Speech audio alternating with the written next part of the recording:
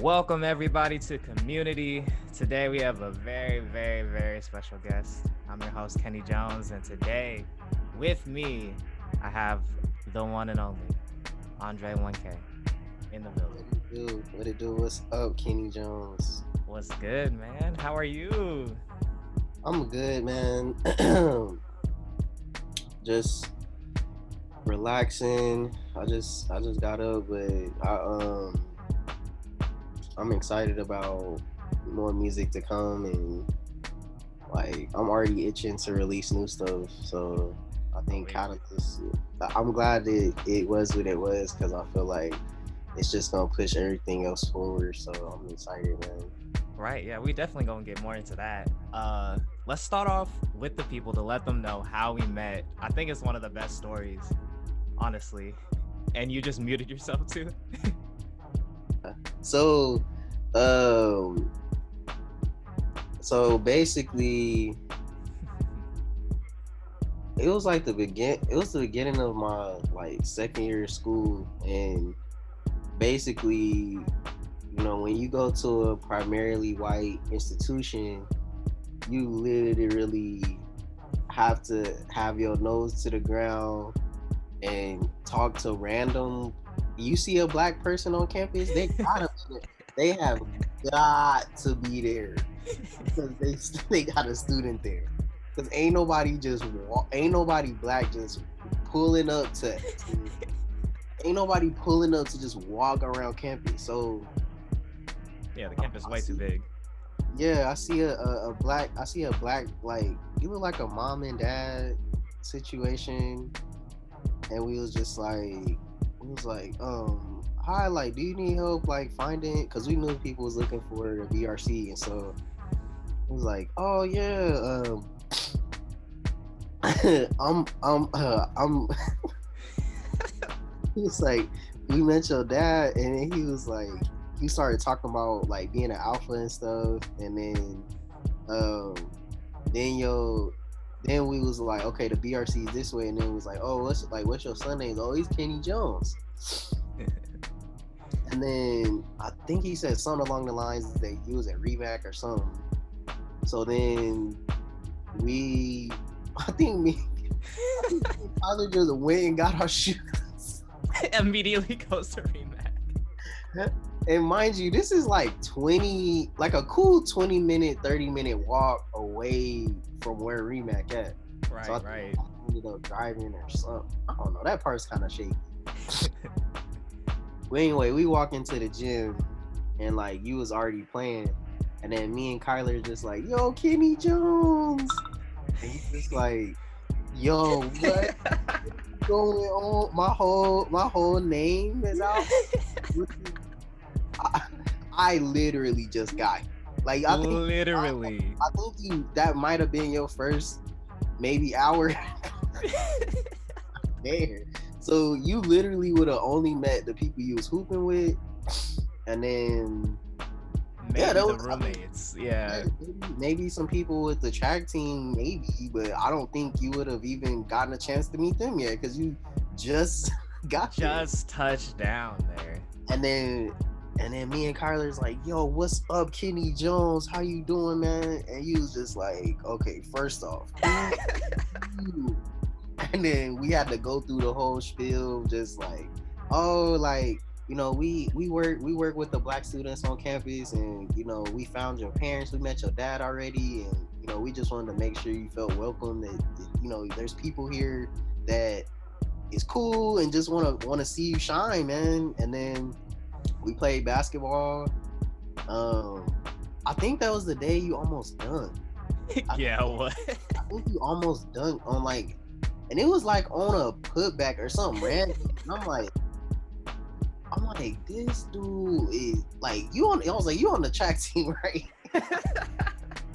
Because I was like, bruh, he's dummy athletic. I was moving. I was like, yo, and then from there it was history. Like it was just easy from there. Man. But that's the case for a lot of people. Like I met their parents before they. Man, with that, I mean, why don't you let the people know where you're from and how it's kind of different than this PWI that we landed in. Yeah, so I'm from Shelby, North Carolina. Um, it's like 45 minutes, an hour ish away from Charlotte, North Carolina. Mhm. Um, and it's different just because there's not as much diversity of people. So like, it's black people and white people. Right. That's it. Like, there was one person that was Mexican at the whole high school. Sheesh. Maybe it might have been two, but I mean, at least in my grade, there Right.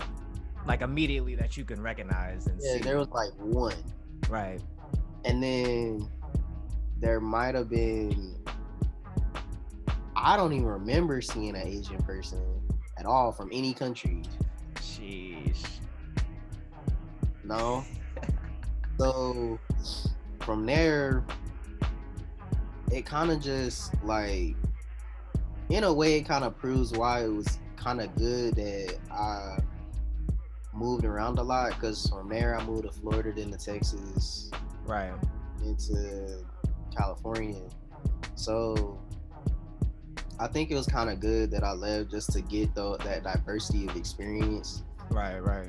Like, that diversity of just like how people can just be different, like, and it not be any type of like bad thing, but just people are different. Right. And from back home, um it's just not as much I would say like resources and like kind of like just people overall, because like my hometown has like 30 something, like 35,000 people, Right. and I think all of UCSD was, Yeah, we were in the 30s. it was something like that, like 35. I mean, if you taking into account staff, Right. like grad students, like professors, it might be like 40,000-50,000 that's just on, like, not students, but just that's around campus every day. Right. Continuously. So that was I mean, that was bigger than my hometown, just living on campus. Right. Like, for sure, it had more. I mean, it probably had just as many. I mean, it had just as many amenities, Yeah, that's true. just packed into a like smaller space. But Hmm. I think where I'm from really helps to shape my like foundation of just like how I kind of like view everything is very like instrumental to change and instrumental to like experiencing stuff. You know what I'm saying? Because like Yeah. Yeah. I'm from like because people be out here and it's like I'm bored, and it's like, how on earth do you live in California and be bored There's so much to do. just because it ain't raining or it ain't snowing or something? Like, you can just weather, like back home, the weather dictate everything. Like, bruh, if it's raining for 2-3 days straight and it's 50 degrees, ain't nobody doing anything, bro. Yeah. Yeah. I remember I was in Missouri and it rained, snowed, and was sunny all on the same day. And I was like, how can I function? Like, what can I do? What plans you about to make today? Right. So I'm always appreciative of that and remembering that like there's so many blessings to everywhere we live. You know what I'm saying? Yeah. That's dope. So during your time at UCSD, you studied political science, right? Yeah. And from that, we prospered this new path that you took along called Word of the Day. I think you could talk about that a little bit for us. Yeah, I was this was like a long time ago, like I want to say like at least 4 or 5 years ago at this point, where Yeah. I was trying to make an app that would send people a political word each day, or each week or something like that, Hmm. and it would automatically get sent to their phone, and it wouldn't be um like social media or anything, but that was gonna be like a way to, because even back then I noticed that people kind of like gatekeep information. Right. So like when it comes to um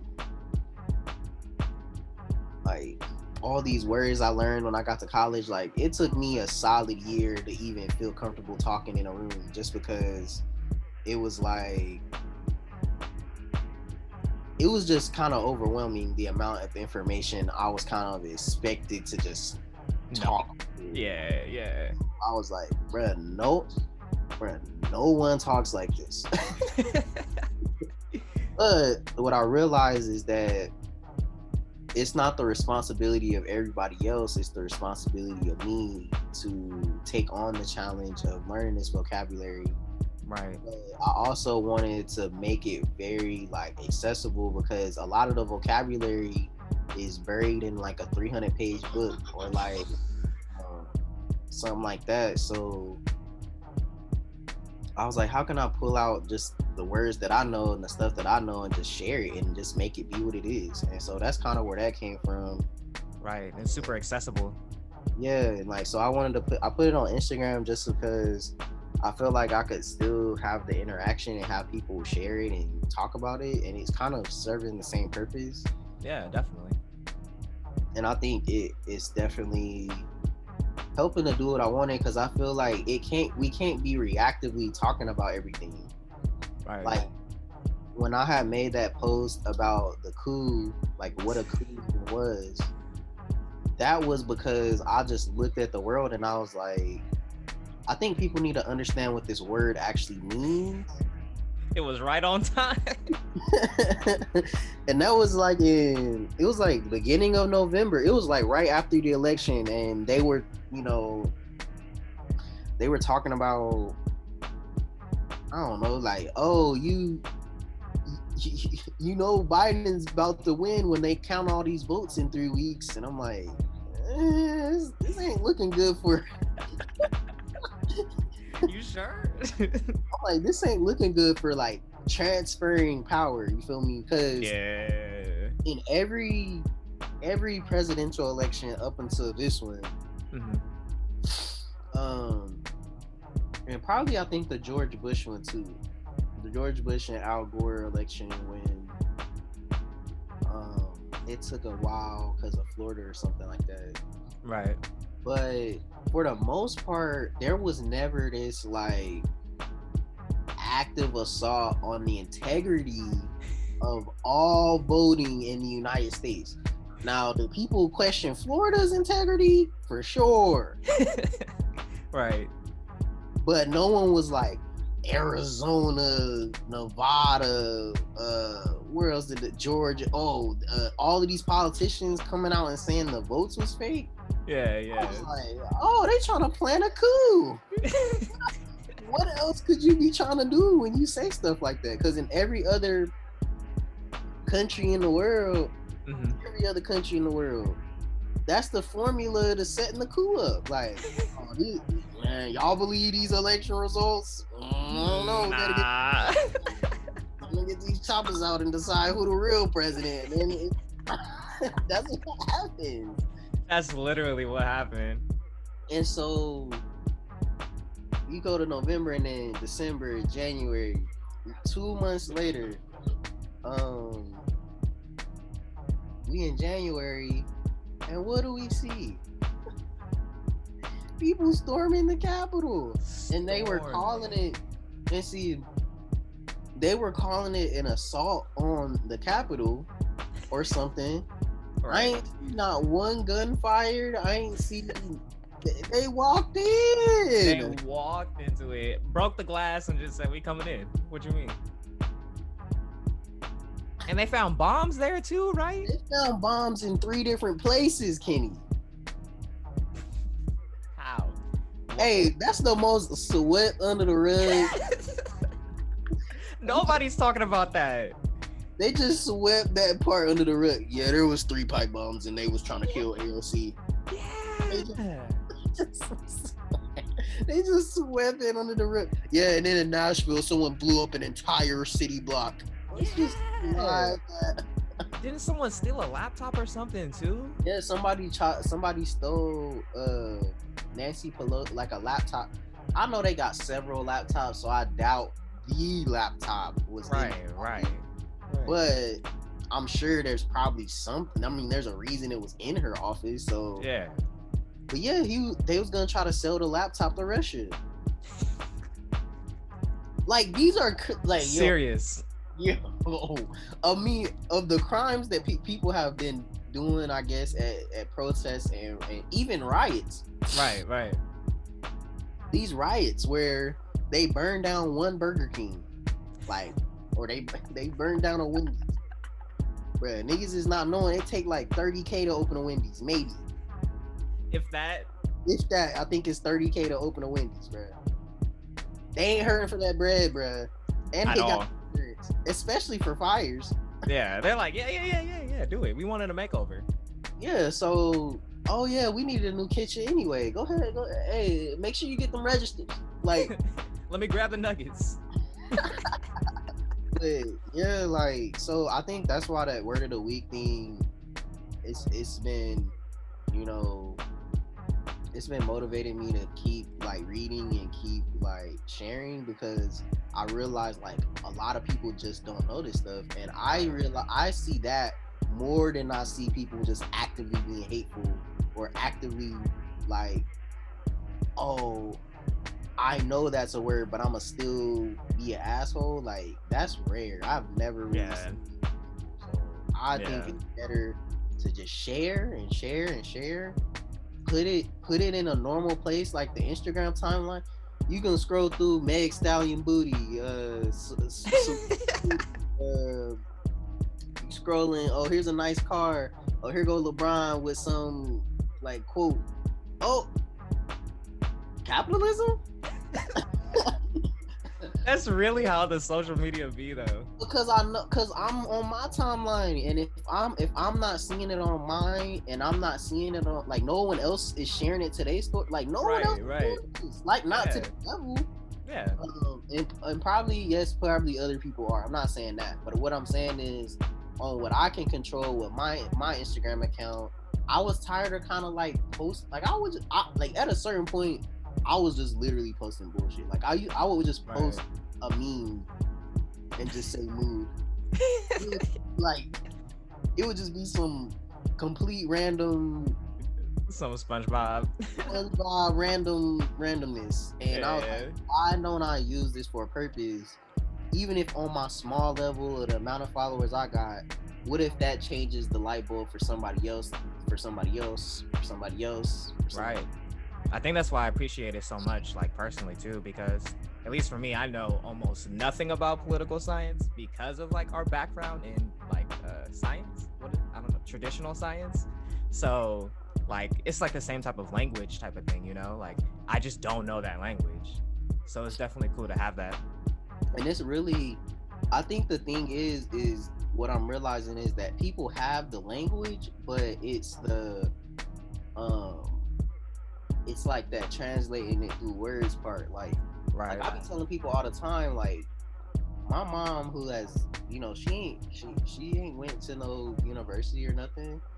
She has a much better understanding of capitalism and its impacts on people, and she speaks it. She says everything I say. She didn't use the word institutionalized racism. Yeah. You know what I'm saying? And so I feel like when we start making words mean things, it starts a foundation of learning that moves society forward. Because Because I'm tired of people just making up what they want words to mean. Like, that's not what that means. Ignorance isn't a negative word. Right, Ignorance right, just means the act of not knowing. right, right. Meaning, I just didn't know that. Yeah. You didn't call me ignorant because I said something factual. That's not what ignorance means. So, Yeah. like, I want to go back to words meaning things. Like, if you calling somebody a fascist, that means something. Yeah, yeah. Being a liberal person, that means something. People Being just taking titles. Yeah. It's not just, oh, conservatives are people who disagree with me. Like, no, it's a lot of conservative people that's so-called ACAB and Black Lives Matter, and they conservative as hell. Yeah, yeah. Behind the scenes, on the timeline, boy, they ready to take down the system. Man. And once the Biden election come, they talking about outfits. I saw that. No. Stop. I was like, wait, this the math carried the exponent, like the math ain't mathing, yo. Right. So, But speaking of words and power, like, I know there's one that you hold pretty dear to your heart too, and that's sustainability. And I know that you've been doing like a lot of things to kind of like drive that forward and push for like your own self-sustainability and, you know, other people's in the future. What are some of the projects that you're doing that maybe you could share and tell the people? So first off, like, sustainability kind of comes from my love of the earth and my love of nature and animals, and the fact that like animals are way smarter than people. Like, if you look at the average ant, I honestly believe ants maximize their intelligence to a level that humans probably never can. Right. There's a weaver ant that's in the Philippines. Well, I don't know if it's just in the Philippines, but they nest in trees, and they use leaves, and they use their pupa, like their babies. Yeah. They make the silk. So they literally pick up the babies and use the silk from the babies to weave the leaves together and stick them together to make a basket. Right. They have basically like no brain, bro. Like, but they do understand that their survival is based on the other ants around them. Right. Humans can't even figure that out. How smart are we? How developed and advanced are we? That's what I'm saying, man. That's why we gotta have community. Yeah. And so when we have sustainability, like in the animal world, it just naturally, it makes it easier. You don't gotta do all this hard stuff, like and so for me, one of my biggest sustainability things is like localizing my resources, meaning like because as much as you can be like, you know, conscious or whatever of sustainability, at the end of the day, the thing that is least sustainable about everything is you eating food that was grown 400 miles away. Right. And then having to get on a truck and with I mean, we know the gas prices, we know what gas is doing to the earth. So it's burning all that fuel to get that orange to that house, that one orange. Now, I don't know if you ever seen an orange tree. Yeah. But we, like, if you had an orange tree, like when I lived in Florida, we had an orange tree in the backyard. Mm-hmm. Bro, it made so many oranges, it's impossible to eat them all. That's really how the trees be, though. Yeah, like, it's impossible to eat them all. So with that in mind, it's kind of like, okay, what's more sustainable? Getting this one orange from the store that was driven by a big ass semi tractor truck to the store, then I gotta get in my car, go to the store. Right. That's I think people don't think about that part of sustainability. It's very much so at the end. Right. oh well, I got it organic, or I got it, blah blah blah, or I got it from this really sustainable blah blah blah. But then I ask people, I'm like, but where did it come from? Did it come from your community? Did it come from around you? Because honestly, I don't care what it is. If it didn't come locally in your like county, at least, like it probably ain't sustainable. Yeah. Because in the past, people never ate like you wasn't just eating whatever. You can't just eat grapes in December, my nigga.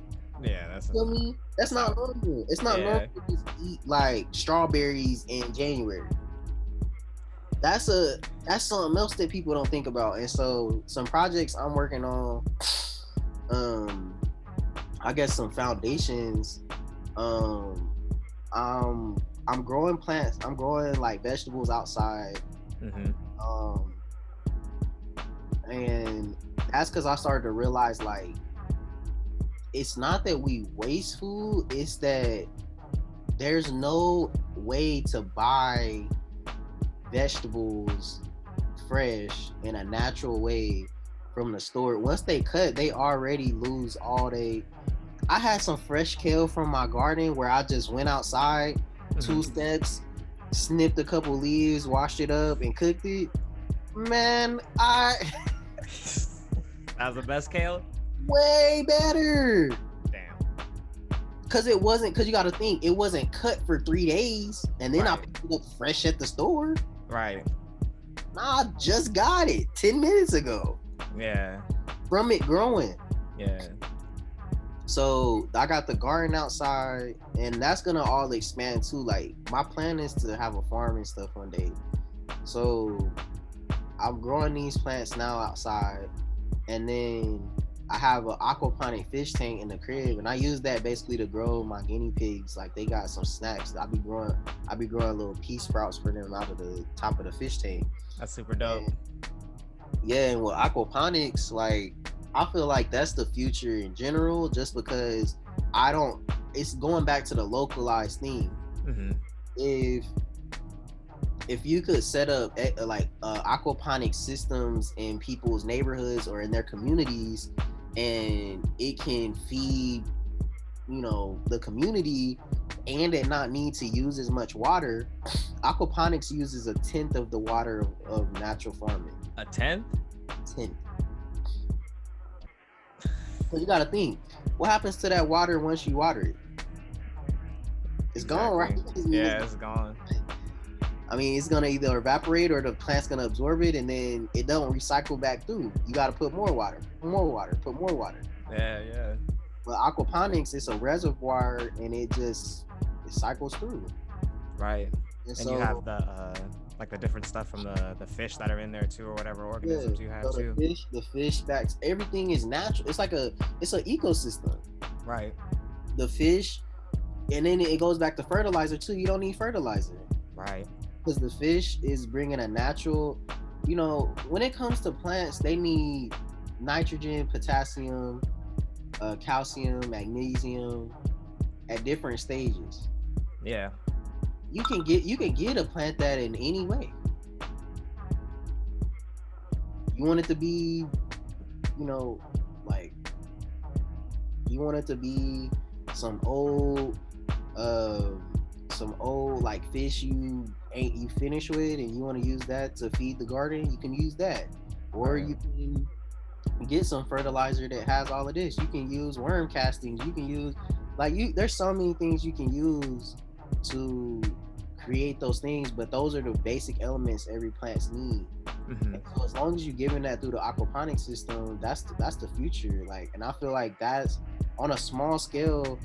That's what I feel like every community needs, because you can have fish and you can have vegetables and food, and some people grow trees with aquaponics. I ain't looked too deep into that, but it's possible. It's possible to grow trees in an aquaponic environment, and so I want to keep influencing that movement, because I think we're gonna be forced to do that anyway, bro. Not even on no funny shit, but just because of how the environment is starting to change and how climate is changing. I don't know if we will have a choice. Like, Yeah. might need to be that we have to have aquaponics locally in order to even have food. Like being able to, at least certain foods, I would say, like Right. you can grow lettuce fucking anywhere. Yeah. My Like, dad and I were talking about that too because he was saying like, "Hey, you think global warming is real?" And I was like, "Yeah, I do." But why do you like ask? And he's like, "The snow we used to have back in the day in Detroit was like 8 feet, 9 feet." He's like, "What's happening right now is nothing." He's like, "I believe it now. I believe it. It's coming." And I was like, "What yeah, you mean? and How do we then treat the earth?" from living in San Diego, they showed us that lie that it don't get hot. So then they build every building without AC, and it's miserable because it's like, bruh, Miserable. 90 to it will get Miserable. 90 degrees, and everybody talking about some, oh, it's beautiful weather all year, and I'm like, well, since your boy been here, no, It's been hot. hot is. And so that's where that part comes in. And then on the other sustainable tip, I grow weed too. Like I grow marijuana, cannabis, whatever. I know people have their own word they call it. But that goes again in the same vein. Right. Sustainable. If everything is relying on the plug, that ain't a sustainable process. Because where's that weed? I don't know where it came from, and bruh probably don't know where it came from. That's facts. And you just supposed to trust, the homie that's got the weed. And it's like, there ain't nothing wrong with that. It ain't nothing wrong with that. But what I'm saying is, it's not sustainable because the same process. I just think every person that smoke weed should have their own plants. That's what I believe. Yeah. Because again, you localizing it. It's in your crib. It's in your house. It's your stuff. You controlling what you're putting into it. Like, it's not coming from, I mean, some people, they stuff coming from California to where they at, and they gotta pay that up tax. That up tax. And if they ain't paying up tax, they paying some down tax for some booth. Yeah. So for me, it's like, that's not sustainable. If I want to be high as fuck, I should probably be growing it. Honestly. Because then I control all of that part, and I'ma always have it. You know what I'm saying? And then I can use this as a resource to give to other people. Like, right. Like, I want weed to be as normal as, you pulling up to somebody's house and they ask for a drink. Oh, you want some water? You want a blunt? That's how I need to be. Like, why have to be so? It honestly makes zero sense that the government regulates it like that, and like alcohol has so many more detriments, and it's legal and it's chill. Proven Yeah. Detriments to people.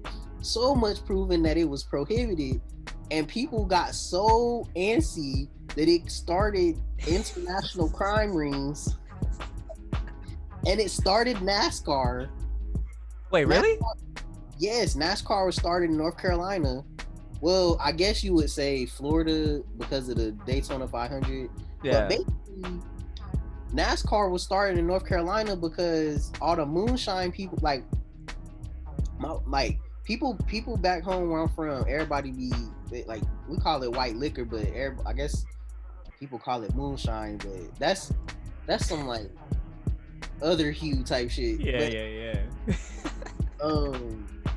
Black folks call it white liquor. So back then, to run away from the cops, people would like fix up their cars to be faster, and like they racing cops trying to get away from them, and the cop cars wasn't really. Now, bro, it's wild, bro. We fucking going against Transformers. Them things be moving. Hey, yo, they got whole computer systems, scanner thing, bro. We going against Transformers. Back then, it was some dude named Jim Bob that was the deputy. So, man, they could get away from bro. But yeah, that's how NASCAR was started. Because basically all these people that would run liquor, they would they would get together and start racing their cars because like they got the fastest whips, and then that's how it ended up starting. So for all of that to happen out of alcohol, like weed is like I feel like it's just it's like a plant, bro. Like it's like there's no um there's no reason that people should be trying to regulate something that can't be regulated. Like, okay, if I smoke one blunt, me, right? Right. What does that even mean? We don't have no idea what that means for nobody's body. Yeah. If I take 2 shots, there's implications with that. there's implications with that. That's going to affect anybody. Yeah. But it might not affect everybody the same way, especially if you got some mid. If you smoke a blunt of mid and I smoke a blunt of some loud, we not gonna be the same high. You're not. That mean we both can't drive? That don't make sense. Yeah. People been doing all of this stuff with alcohol for years, and just because it's legal, people think it's okay. And that's why I always attack these systems of our society and government, because it's like legal just because something like it's legal to put kids in cages. Right. The fuck does legal mean? Like how does that make it's legal to put somebody in jail and know they didn't do it, but they in jail still? We gotta start understanding what we mean by legal and who that impacts. Yeah, 100%. But those are the things I'm kind of like focused on right now. Is like looking at what I consume in my environment and what I'm like bringing in, like paying money. Like if I'm buying weed, if I'm buying food and groceries, what am I consuming and how can I decrease my consumption? Because people always reduce, reuse, recycle, right? Y'all know that, right? Yeah. They only put energy into recycle. And then the energy they put into recycle was minimal. They barely recycle. They barely put any energy behind it. Not looking into any of the facts, just throw it in there. Right. And so for me, when I learned about it at home, it was reduce and reuse. Black people been reducing and reusing. We the most sustainable motherfuckers. Black and indigenous people? How Yeah, we for the real. most sustainable people? Yeah. For real, because we reduce and using the old butter tub to put leftovers in. That's reducing and reusing. Yeah. And that has value. And I think a lot of Black folks have a kind of negative association with sustainability because it just seems like inaccessible information. But in reality, we practice it all the time. Reusing a pickle jar is reducing, reusing, like you was being sustainable. And Yeah. I want to just uplift that because I know that we're already doing the work.